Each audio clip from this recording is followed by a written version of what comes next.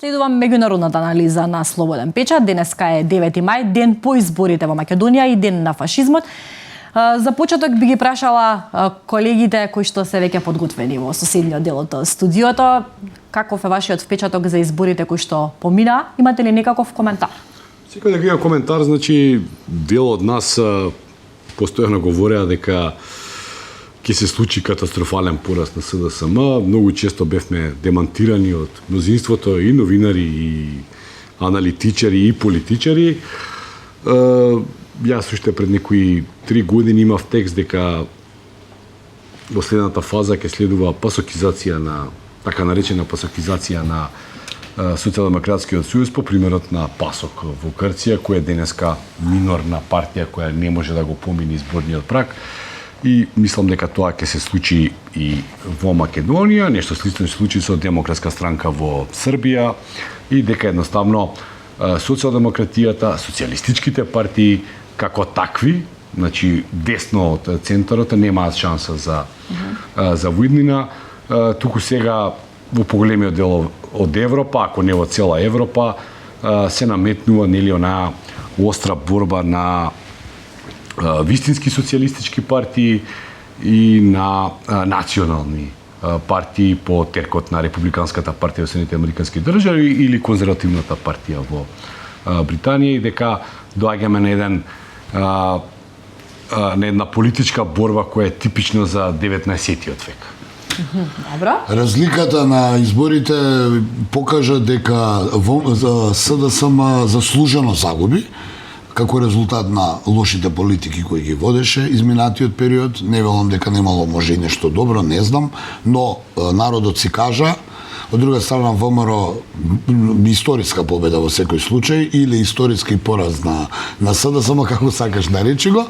И она што јас секогаш го гледам е дека сега ВМРО има апсолутна власт и ќе има апсолутната одговорност за наредните 4, односно 5 години, во зависност дали се парламентарни, председателски. Од друга страна и овие други партии направија голем помак, би рекол. Не можам да не ја прокоментирам Левица, која од 2 направи 6 месечни пратеници. 6 пратеници, да. Да, Максим Димитриевски многумина го спомнуваат вака, така, онака, но секако дека тие колку исто 6 пратеници се голем успех за една партија која буквално вчера се изродила. Сега оваа смешна состојба, ја иако не сакам многу да коментирам натрешна политика, дека Дуи испадна, не знам како е постано со мандатите, дека има повеќе од СДСМ. Оваа, како се вика, другава партија, албанска, опозицијска, Вреди, направи исто така голем успех, бидејќи знаеш кога е некоја нова партија, таа има и помалку време за да се етаблира, но од друга страна па може и како СДСМ од што многу време се на позиција да направат низ за грешки, грешките се тие. Гледам дека даваат оставки, имаше во вестите, нели? И тоа е во ред, бидејќи треба да се признае поразот, во поразот мораш да си голем, како што треба да си голем во победата. Народот вчера си кажа што сака и како сака, и тоа треба да се почитува, а овие што се изгубија имаат право да се лутат и исто така имаат обврска да пробаат да кој има одговорност да си ја понесе, другите да се обединат, бидејќи за година да немаме локални избори. Така да, ете, имаат нов предизвик. Од друга страна, ВМРО, повторно ќе кажам, историска победа, направи голема победа, и тоа е расположението на народот и тоа треба да се почитува.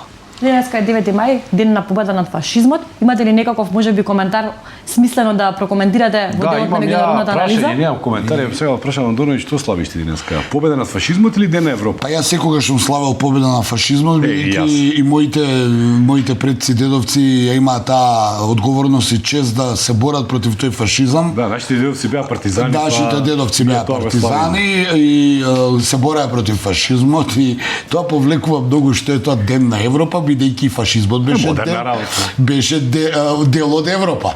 Така да тие ново компоненти... Треба се доискажа точно што значи. Јас ќе бидам слободен во моето коментар, имам право да го кажам тоа, новинар сум, и да кажам дека тие турбофолк крилатици, ден на Европа, ден на ова, не можам да ги прифатам. Ден на победа над фашизмот, бидејќи борбата против фашизмот не беше само во Европа, а фашизмот беше дел од Европа, бидејќи и нацизмот и фашизмот се од Европа. Да. Ајде сега да одиме на брзина, да видиме што е тоа најактуелно од светот, дали може би Израел, дали може би Украина, дали може би нашиот регион? Па, нели, географски ако гледаме треба да е регионот, но добро, јас би тргнал со веста број 1 за мене која вчера помена онака поради изборите.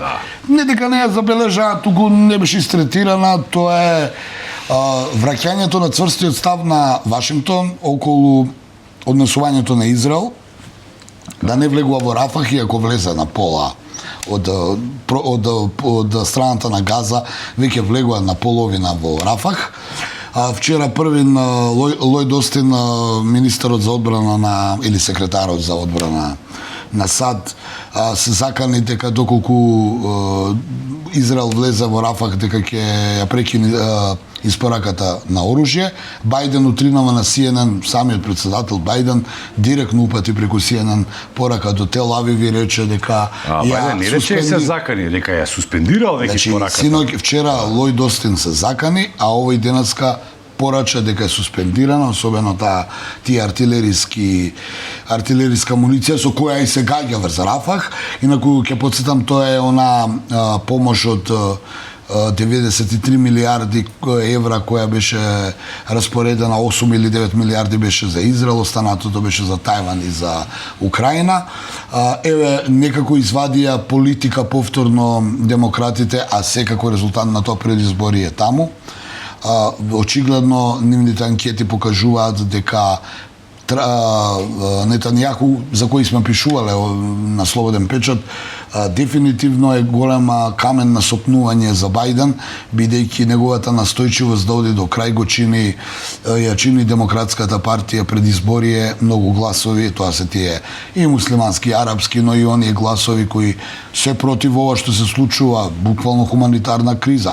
Да, Хамас се терористи, но не можеш да осудуваш цел еден народ со генерации поради некоја терористичка ќелија. Дајте, ликвидирајте ги и тргнете ги на страна. Вака ова никаде не води, многу трае, и она што е најопасно, Срđan, сакам да кажам на крај, повторност, јас мислев дека може би ќе се реши овој некако проблем Палестина, пола независна Палестина, нешто да се договорат, но како тргнала работава, повторно ќе се случи најлошото сценарио, а тоа Газа и Западен брег и Израел, целата таа состојба ќе го направат замрзнат конфликт, а ние знаеме што е замрзнат конфликт. Кога ќе се замрзне конфликтот, некој ќе се одмрзне. Некој ќе го одмрзне по потреба, а може и знаеш како фрижидерот да се расипе, па да се одмрзне и сето тоа да се упропасти. Украина, Сабајлево, прочитав некоја нова точка освоила руската армија, значи продолжува таа. Добро, часов јар падна, нели, кога коментиравме ние тоа порано. Сега но Белгород е стрела на. Сега имаше вчера една интересна ситуација, оној сирски генералот на кој беше во Африка, нели, кој ги протеруваше француските легионери од Африка, сега се вратил во Русија и сега збориме сирски е украински, збориме. Не, се извинувам, како се викаше? Не важно, знам. Добро, да. Суровкин. И дека се вратил во Русија и сега почна шпекулациите дека тој ќе предводи таа долго најавувана инвазија на Харков, а можеби на Одеса, Запорожје. Тој имаше такова задача во првите месеци на рускиот напад врз Украина и дојде до некаде, па подоцна тука се стана, ќе те подсетам, па ги направи оние линии на одбрана кај Херсон. Кои се појавиа, тие беа многу успешни во одбраната, така во контрафазивната. Воопшто тој Суровикин имаше големи успеси претходно и во Сирија, тој го одбрани владењето на Башар ал-Асад во Сирија, буквално спротивставувајќи им се не исламска држава, не Соединените американски држави, не Турција, буквално сите. Така да, веројатно се става, но морам сега да кажам што пишуваат западните медиуми, нешто што мене ме изненади.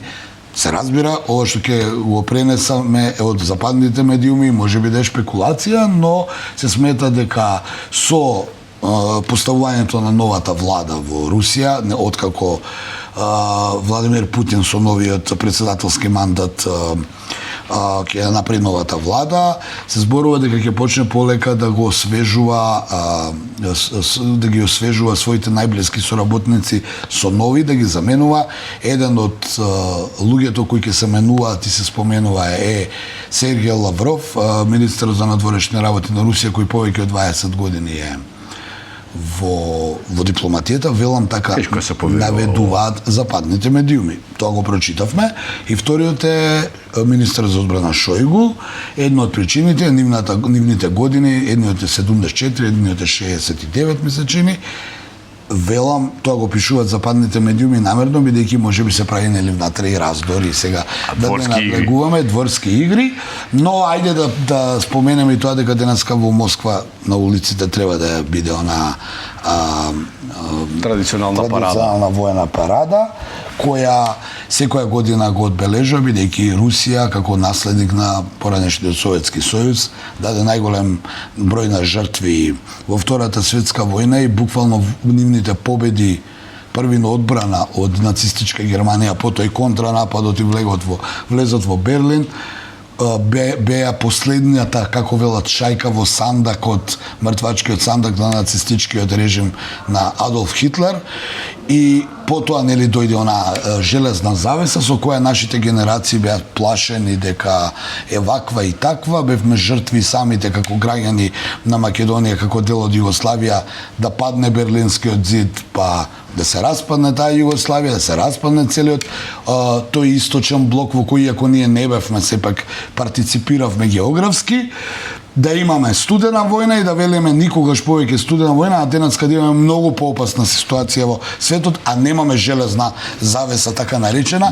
И сега ќе се свратам на изборите пред малку што ги спомнав, сите овие работи само се рефлектираа врз политичкиот живот, па и економскиот во многу држави во светот, меѓу кои овие помалите кај што сме ние. Ајде сосема на кратко да се држиме на регионот. Вчера прочитав две вести. Првата дека Берлин ја условил Приштина дека доколку сакала да стане членка на Совет на Европа, мора да биде конечно да ја конструира на заедница на српски заедници. А уврзани се во Бриселскиот договор. Беше и изјава од американска страна имаше дека се плаша дека Косово нема доволен број на гласови за да стане членка. Па тоа е пролонгирано со Советот на Европа. Да. Пролонгирано е, ми се чини дека беше малце и предупредување до Белград за да се исплаши владачката гарнитура предводена од Александар Вучич. Тој даваше такви изјави, рече дека не ќе се бориме до крај, дека не чека тежок период, но нема да се предадеме. И сега со ова пролонгирање само се покажува пролонгирање за влезот на Косово во Советот на Европа, дека све било блеф. Барем така личи у моментов. Тоа е мое лично мислење. Дека може и Вучич го направил тој блеф. Може би и го направил, а може би и Вучич мора нешто да направи за да не дојде до ова, но Приштина мора да го дозволи тоа формирање на заедница на српски општини. Не за нешто друго, туку се обврза на Бриселскиот договор на преговорите меѓу Белград и Приштина. 2010-та. Да, кога со доаѓањето на Курти, тој тоа го суспендираше, тој игра Курти игра на еден чуден начин, би рекол, за регионов. Доста е тврдоглав, ме личи на Нетањаху во своите овие настојчивости, но по друга страна го гледаме Вучич дека исто така не е ништо помалку итар за целата работа. Косово де факто е независна држава, но Косово мора да свати дека де факто во него има и други малцинства, пред се српско, кое со таа заедница на српски општини ќе успее колку толку да си го заштити интегритетот како граѓани во новата реалност. Благодарам, Дејан, добивме знак дека сме претерале, била време да се одјавиме. Ви благодарам многу, навистина задоволство како и секој утро да ве слушаме.